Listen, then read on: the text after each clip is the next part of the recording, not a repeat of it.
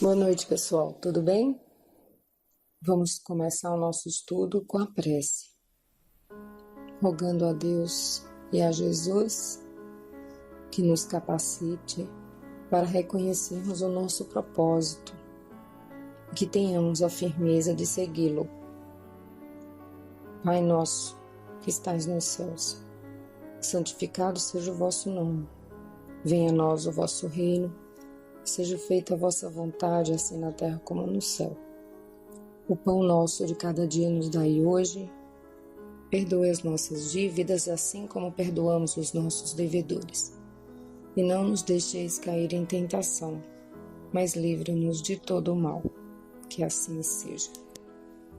Então, encerramos o capítulo passado falando sobre a sensibilidade aguda que algumas crianças apresentam e que isso pode ser que ela esteja apresentando condições mediúnicas em potencial.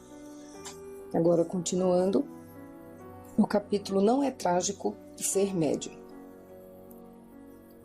Médium, escreveu Allan Kardec, com sua costumeira precisão de linguagem e economia de palavras, é a pessoa que pode servir de intermediária entre os espíritos e os homens.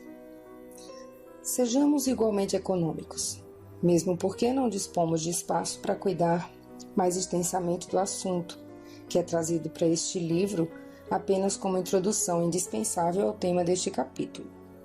Ao leitor interessado não faltarão obras especializadas que lhe proporcionarão informações mais amplas, a começar, evidentemente, por O Livro dos Médiuns, do próprio Kardec. Suponho e espero que também lerá com proveito meu livro A Diversidade dos Carismas, ainda inédito no momento em que escrevo estas linhas. Não é nada impossível que o leitor venha a ter em sua família uma ou mais crianças dotadas de sensibilidade necessária para servir de intermediária entre os espíritos e os homens, conforme caracterizou Kardec. A mediunidade é, de fato, um tipo especial de sensibilidade ou percepção voltada para este ou aquele aspecto do mecanismo de comunicação entre nós e os seres invisíveis. Aliás, não deve o leitor se esquecer de que as próprias crianças, como vimos ainda há pouco, eram espíritos e, a não ser pelas pessoas dotadas de faculdades especiais, não podiam ser vistos, ouvidos, tocados ou percebidos pelo comum das criaturas. Eu, por exemplo, nunca vi um espírito. Costumo dizer que se dependesse de meu testemunho pessoal de vidência ou de audiência, eu não aceitaria nada disso. Felizmente, isso não ocorre, pois os fenômenos naturais nada têm a ver com as nossas crenças ou descrenças. Eles simplesmente são o que são.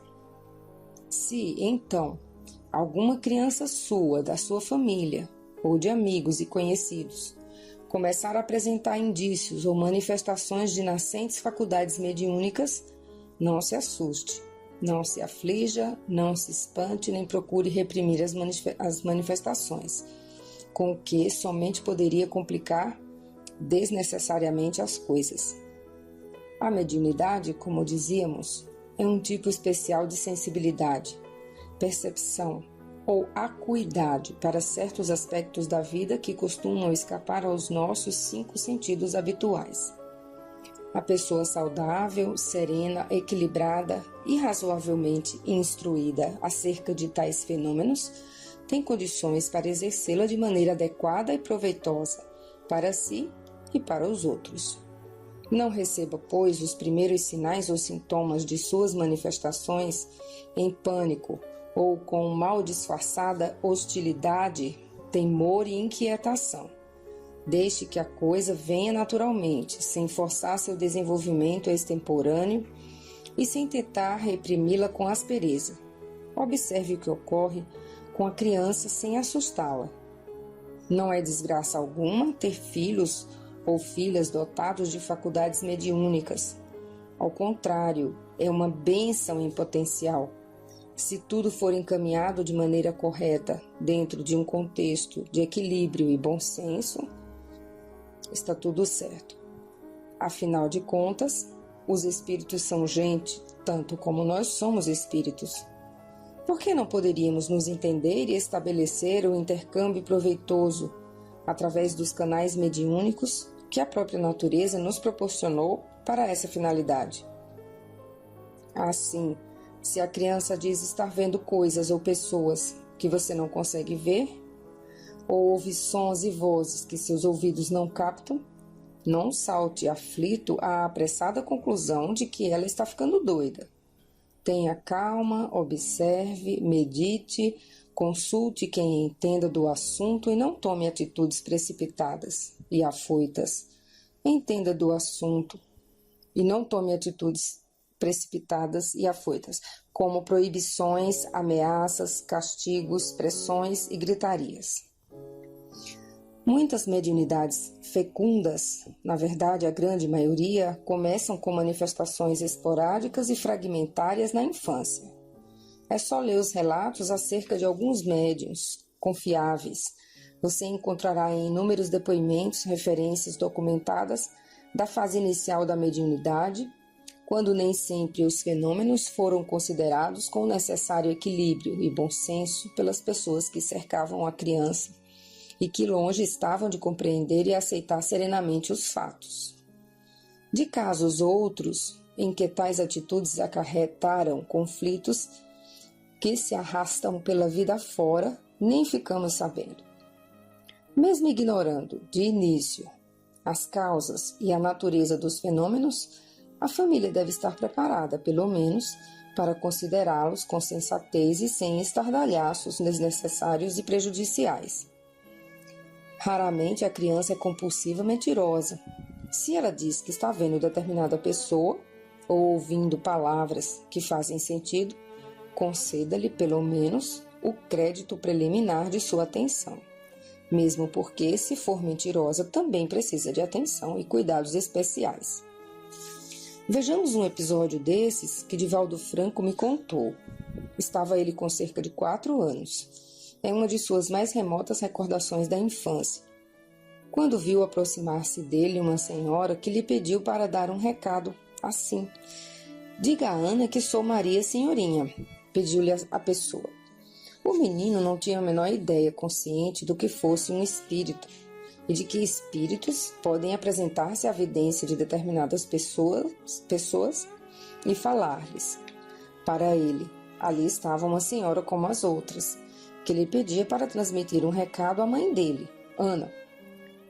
Divaldo fez o que a moça lhe pedia. O problema é que Maria Senhorinha era mãe de Ana Franco e, portanto, avó de Divaldo. Nem o menino, nem sua própria mãe tinham-na conhecido em vida, porque ela morrera precisamente do parto de Ana, que fora criada pela irmã mais velha, Edviges. Ana Franco tentou dissuadir o menino, dizendo-lhe que Maria Senhorinha fora a avó dele e estava morta há muitos anos, e que, portanto, no seu entender, não podia estar ali, mandando recados para ela. Gente morta não fala com vivos, pensava ela. Seja como for, Ana Franco ficou impressionada com a convicção do menino a respeito da sua visão, mesmo porque tais fenômenos começavam a ocorrer com certa frequência com ele. Por via das dúvidas, tomou uma decisão heróica. Tomou-o pela mão e foi à casa da irmã, que, vitimada por grave distúrbio, vivia muito tempo presa ao leito por uma paralisia. Na presença da tia, Divaldo foi instruído a reproduzir a história, o que fez da melhor maneira possível nos precários limites do seu vocabulário de então, repetindo fielmente o recado e descrevendo a moça que o enviara. Era uma mulher magrinha, de olhos verdes e usava um vestido branco, de babados plissados, mangas compridas e gola muito alta. Tinha os cabelos penteados para trás, presos em coque, como se usava antigamente. Tia Edviges nem precisou falar muito, pois as lágrimas lhe escorriam pela face abaixo. Bastou uma frase, curta e emocionada: "Ana é mamãe".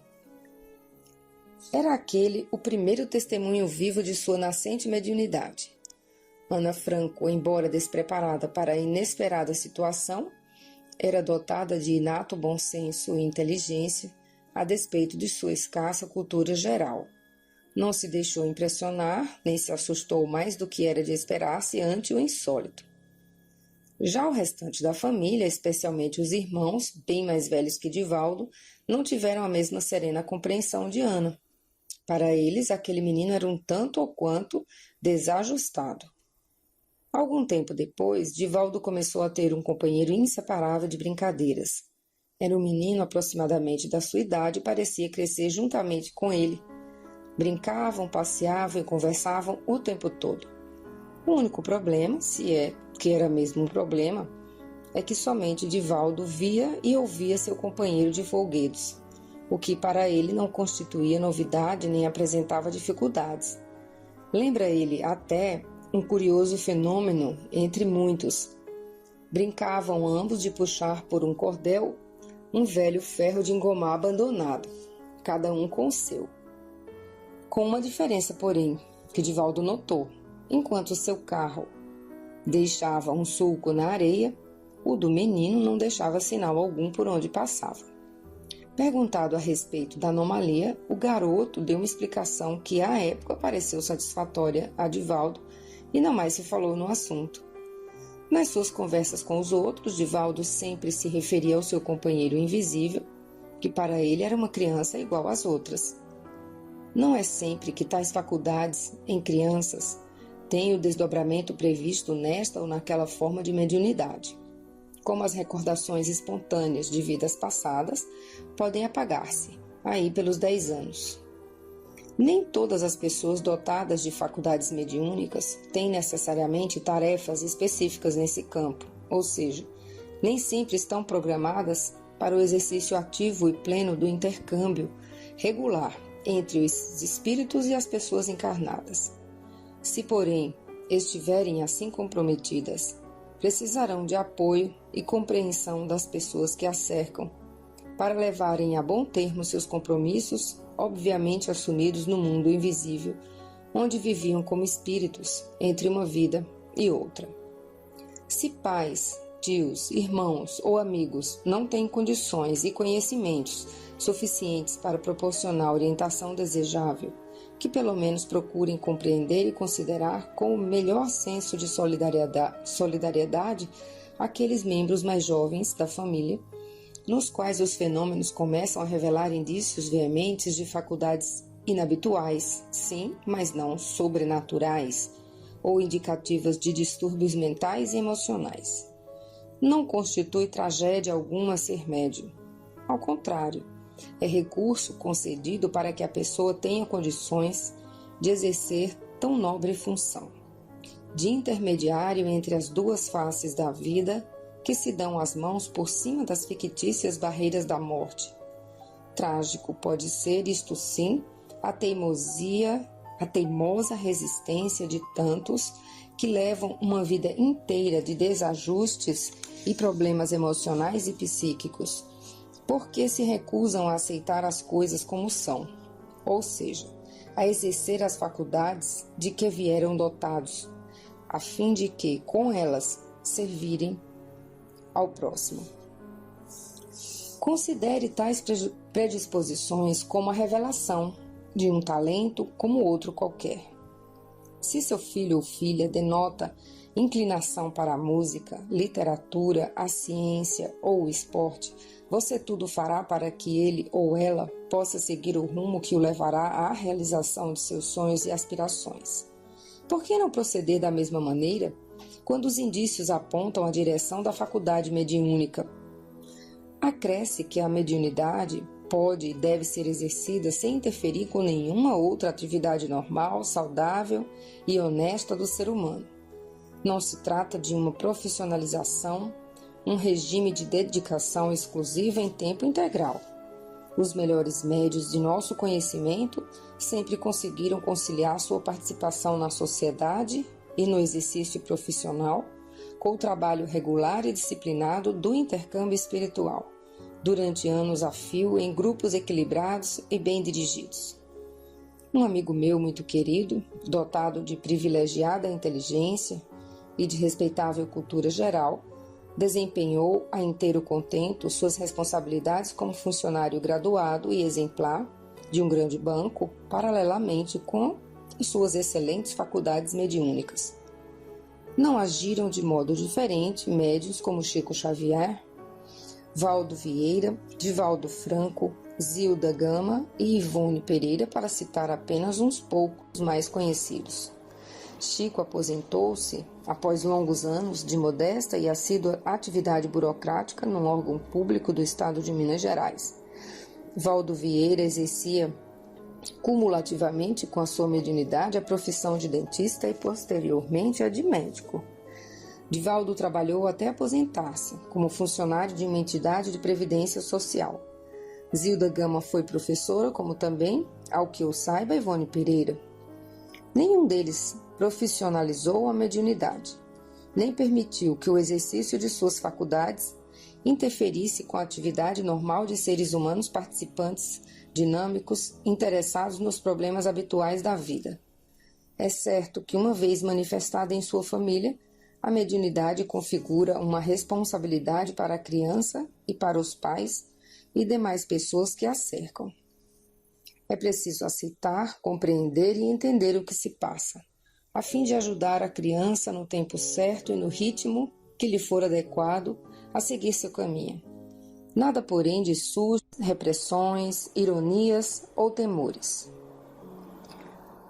Para relatar um caso específico de mediunidade infantil emergente, achei melhor abrir espaço no capítulo seguinte, mesmo porque são muito instrutivas para as finalidades de nosso estudo, as inteligentes e moderadas atitudes da mãe da criança, que, embora não familiarizada com os aspectos espirituais correspondentes, teve o bom senso de aceitar as ponderações de uma amiga versada em tais questões e na qual ela confiava.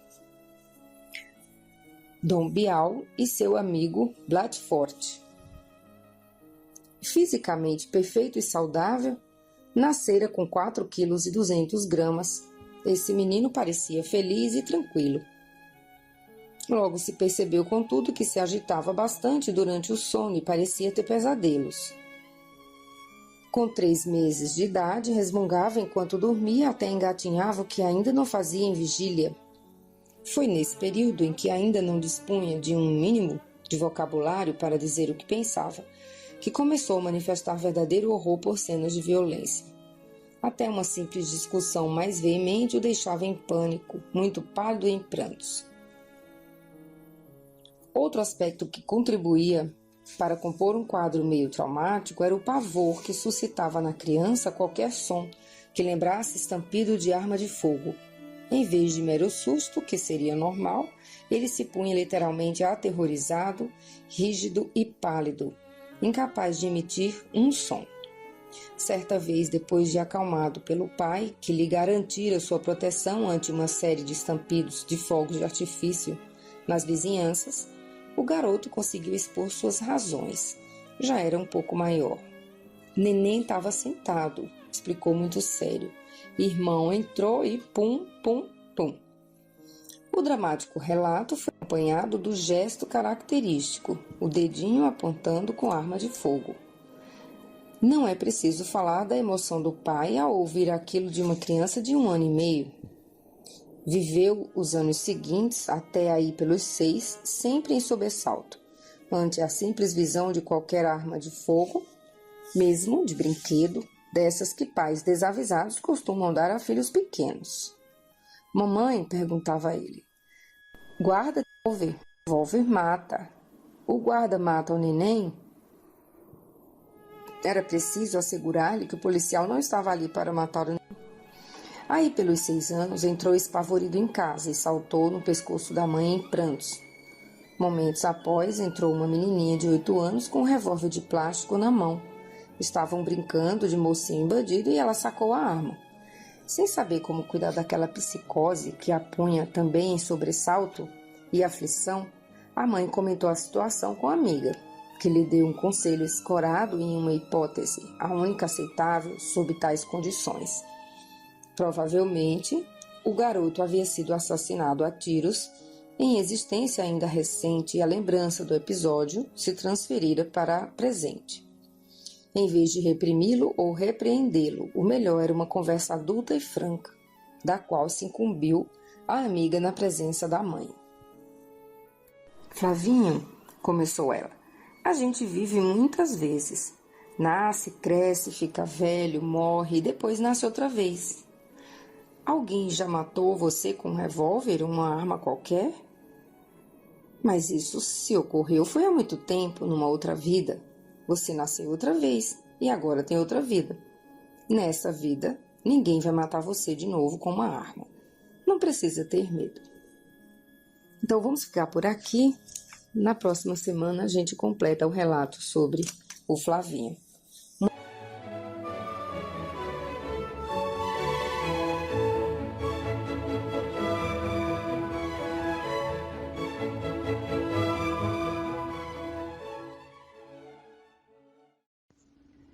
Boa noite a todos.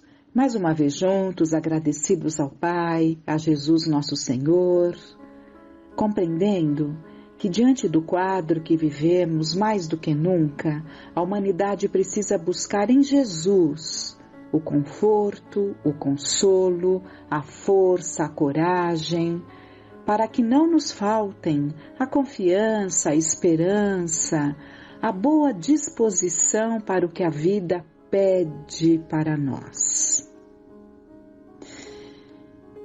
E buscando então o Cristo Consolador que foi justamente a sua promessa que enviaria aos seus discípulos o Consolador, chamado Consolador Prometido. Então, nós temos ali o jugo leve em Mateus. Vinde a mim todos os que andais em sofrimento e vos achais carregados, e eu vos aliviarei. E quantas vezes nos sentimos carregados, nos sentimos sobrecarregados, porque está nos faltando justamente essa busca íntima, esse canal com Jesus.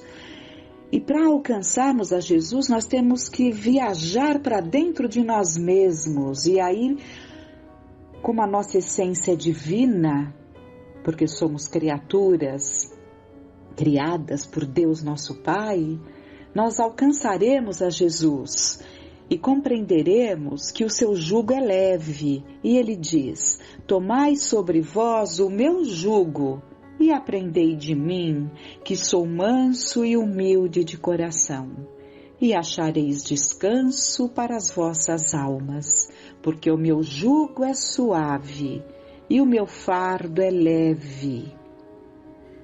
E aí Kardec coloca todos os sofrimentos que seriam misérias, decepções, dores físicas, perdas de seres queridos, encontram sua consolação na fé no futuro e na confiança na justiça de Deus, que o Cristo vem ensinar aos homens, sobre aquele que, pelo contrário, nada espera após esta vida, então não tem a fé no futuro, então nada espera após esta vida, ou que simplesmente duvida, já é um grande problema, dúvida.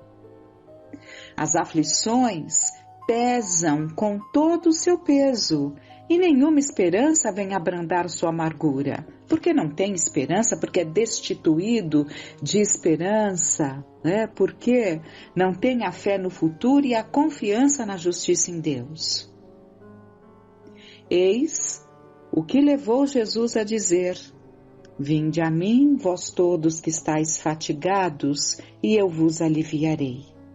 Jesus, entretanto, impõe uma condição para a sua assistência e para a felicidade que promete aos aflitos.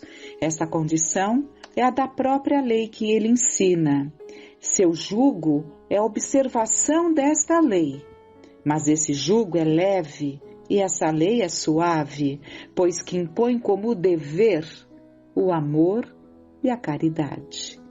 Então não pode ser tão pesado quanto muitas vezes aparece. Porque o que nos pede, quanto parece, aliás, porque o que nos pede é amor e caridade. Por isso que ele afirma que o jugo é leve e a lei é suave. E ele fala do Consolador prometido, né? Se me amais, guardai os meus mandamentos, e eu rogarei ao Pai, e ele vos dará outro Consolador, para que fique eternamente convosco. O Espírito da verdade, a quem o mundo não pôde receber, porque não o vê e nem o conhece. Mas vós o conhecereis, porque ele ficará convosco e estará em vós. E está conosco. Essa doutrina abençoada que vem de Jesus, o Espírito da verdade, através dessas vozes benditas, dessas estrelas que caem do céu e nos trouxeram essas vozes. E quantas vezes esse nosso afastamento dessa busca do lado consolador do Cristo nos leva a sentimentos tão doloridos, tão doídos, tão insuportáveis muitas vezes, que tem levado a tantos ao suicídio. E como estava previsto, se acentuará por um bom tempo cada vez mais o número de suicídios. Então temos que buscar a causa dentro de nós mesmos, no nosso entorno, para isso que está acontecendo com tantos de nós. Por que tanta desesperança? E nós vamos então, para clarear um pouco aí o nosso entendimento e percebermos o que nós podemos fazer por tantos que vivem esse desconforto íntimo, esse jugo que se torna muito pesado por essas ideias tão destrutivas e que tomam conta e que ganham um espaço muito grande na mente daquele que permite. Nós vamos pegar uma situação que Divaldo Franco nos relata sobre um suicida com quem ele manteve contato. Então vamos ver esse caso que ele nos conta, que é muito interessante, vai nos ajudar bastante. Eu nunca me esquecerei, diz o Divaldo, que um dia havia lido num jornal acerca de um suicídio terrível, que me impactou. Um homem jogou-se sobre a linha férrea, sob os vagões da locomotiva e foi triturado. E o jornal, com todo o estardalhaço, contava a tragédia, dizendo que aquele era um pai de 10 filhos, um operário modesto. Aquilo me impressionou tanto que resolvi orar por esse homem. Tenho uma cadernetinha, narra Divaldo, tenho uma cadernetinha para anotar nomes de pessoas necessitadas. Eu vou orando por elas e de vez em quando digo, se este aqui já não evoluiu, vou dar o seu lugar para outro, não posso fazer mais. Porque os anos vão se passando, né? Os meses, aliás, vão se passando, são tantos nomes e precisa realmente ir sendo substituído com o tempo. Assim, coloquei-lhe o nome na minha caderneta de preces especiais. As preces que eu faço pela madrugada. Da minha janela, eu vejo uma estrela e acompanho o seu ciclo. Então, fico orando, olhando para ela, para essa estrela, conversando. Somos muito amigos, ele conversa com essa estrela. Somos muito amigos, já faz muitos anos. Ela é paciente, sempre aparece no mesmo lugar e desaparece num outro. Comecei a orar por este homem desconhecido, fazia a minha prece, intercedia, dava uma de advogado e dizia, meu Jesus, quem se mata, como dizia minha mãe, não está com juízo no lugar. Vai ver que ele nem quis se matar. Foram as circunstâncias. Orava e pedia, dedicando-lhe mais de 5 minutos. e eu tenho uma fila bem grande, diz o Divaldo. Mas esse era especial. Passaram-se quase 15 anos e eu orando por ele diariamente, onde quer que estivesse. Um dia eu tive um problema que me fez sofrer muito. Nesta noite cheguei à janela para conversar com a minha estrela e não pude orar. Não estava em condições de interceder pelos outros. Encontrava-me com uma grande vontade de chorar. Mas sou muito difícil de fazê-lo por fora. Aprendi a chorar para dentro. Fico aflito, experimento a dor e as lágrimas não saem. Eu tenho uma grande inveja de quem chora aquelas lágrimas enormes, volumosas, que não consigo verter. Daí a pouco, a emoção foi me tomando. E quando me dei conta, chorava. Nesse ínterim, entrou um espírito e me perguntou: por que você está chorando?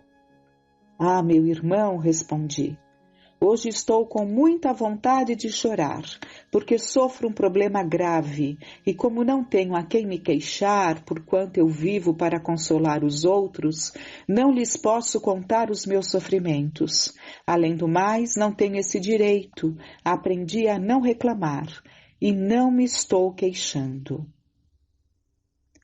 O espírito retrucou: Divaldo, e se eu lhe pedir que você não chore? O que é que você fará? Hoje nem me peça, porque é o único dia que eu consegui fazê-lo. Deixe-me chorar. Não faça isso, pediu. Se você chorar, eu também chorarei muito. Mas por que você vai chorar? Perguntei-lhe. Porque eu gosto muito de você. Eu amo muito a você e amo por amor. Como é natural, fiquei muito contente com o que ele dizia. E o espírito prossegue: você me inspira muita ternura e o amo por gratidão. Há muitos anos eu me joguei embaixo das rodas de um trem e não há como definir a sensação eterna da tragédia. Eu ouvi o trem apitar, via-o crescer ao meu encontro e sentia-lhe as rodas me triturando sem terminar nunca e sem nunca morrer. Esse relato é muito comum por parte dos suicidas, encontramos vários exemplos em Kardec, e todos relatam esse permanecer por muito e muito tempo naquelas mesmas condições que o levaram ao desencarne, sentindo aquela situação que foi buscada por aquele que desistiu da vida.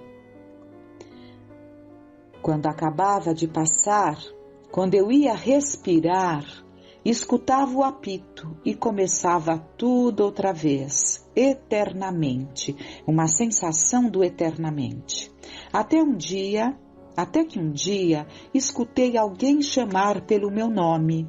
Fê-lo com tanto amor que aquilo me aliviou por um segundo, pois o sofrimento logo voltou. Mais tarde, novamente, ouvi alguém chamar por mim. Passei a ter interregnos em que alguém me chamava. Eu conseguia respirar para aguentar aquele morrer que nunca morria. E não sei dizer-lhe o tempo que passou. Transcorreu muito tempo mesmo, até o momento em que deixei de ouvir o apito do trem para escutar a pessoa que me chamava.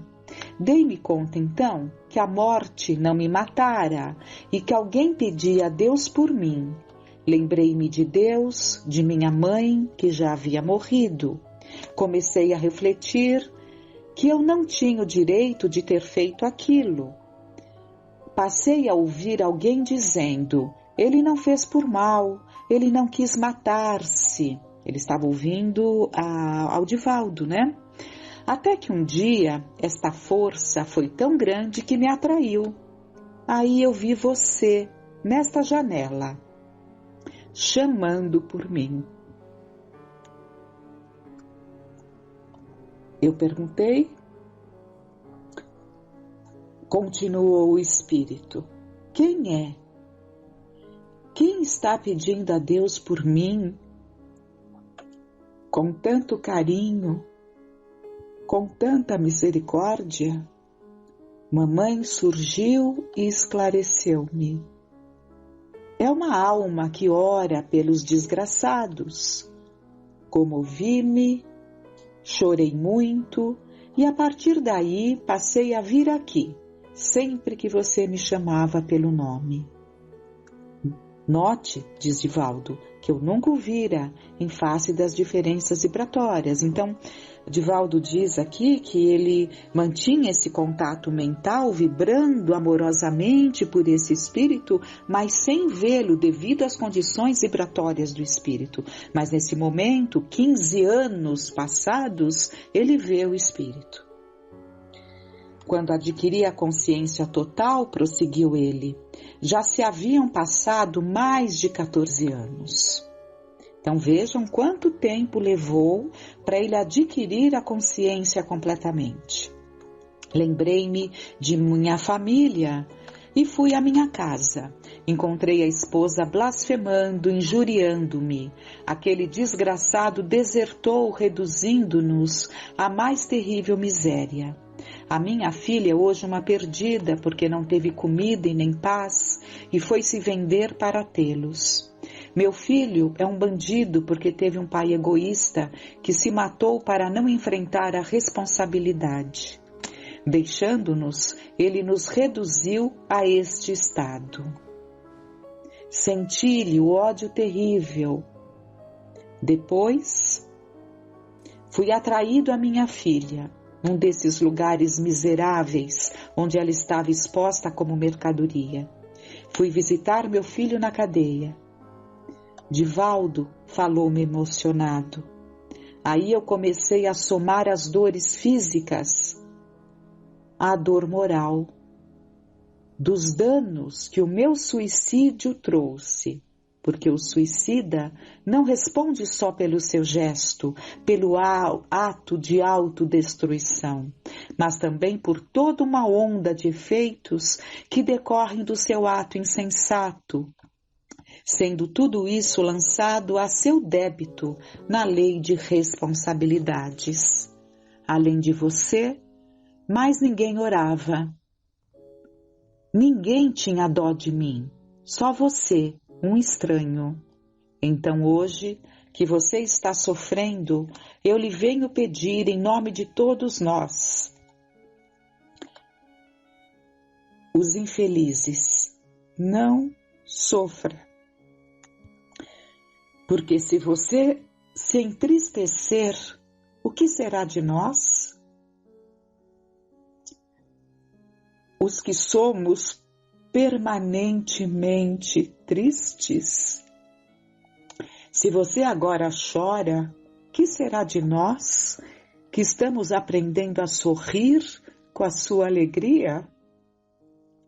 Você não tem o direito de sofrer. Pelo menos por nós e por amor a nós, não sofra mais. Aproximou-se, me deu um abraço, encostou a cabeça no meu ombro e chorou demoradamente. Doridamente ele chorou. Igualmente emocionado, falei-lhe: perdoe-me, mas eu não esperava comovê-lo. São lágrimas de felicidade. Pela primeira vez eu sou feliz, porque agora eu me posso reabilitar. Estou aprendendo a consolar alguém. E a primeira pessoa a quem eu consolo é você. Que essas lições possam falar muito alto em nossos corações, buscando na doutrina a sua feição consoladora, a sua feição consoladora, do Consolador prometido, a sua função religiosa, que trabalha os nossos sentimentos, porque a doutrina ela tanto nos consola, por nos esclarecer, ela nos leva ao consolo. Buscando uma fala de Kardec, quando ali das suas viagens que ele fazia ali nos grupos, nas cidades em que havia grupos de espíritas trabalhando, recebendo ali as comunicações e mantendo comunicação através de cartas com ele, que estava em Paris, e ele fazia essas viagens, e numa dessas viagens, para ver como estava indo o movimento, né? Numa dessas viagens, em Bordeaux, em Lyon, ele fala: coloco em primeira instância o consolo que é preciso oferecer aos que sofrem. Ele fala sobre a missão consoladora da doutrina. Coloco em primeira instância o consolo que é preciso oferecer aos que sofrem, erguer a coragem dos caídos, arrancar um homem de suas paixões, do desespero, do suicídio, detê-lo talvez no limiar do crime. Não vale mais isto do que os lambris dourados? Com muita gratidão, agradeçamos a Deus. Tenhamos uma noite de paz.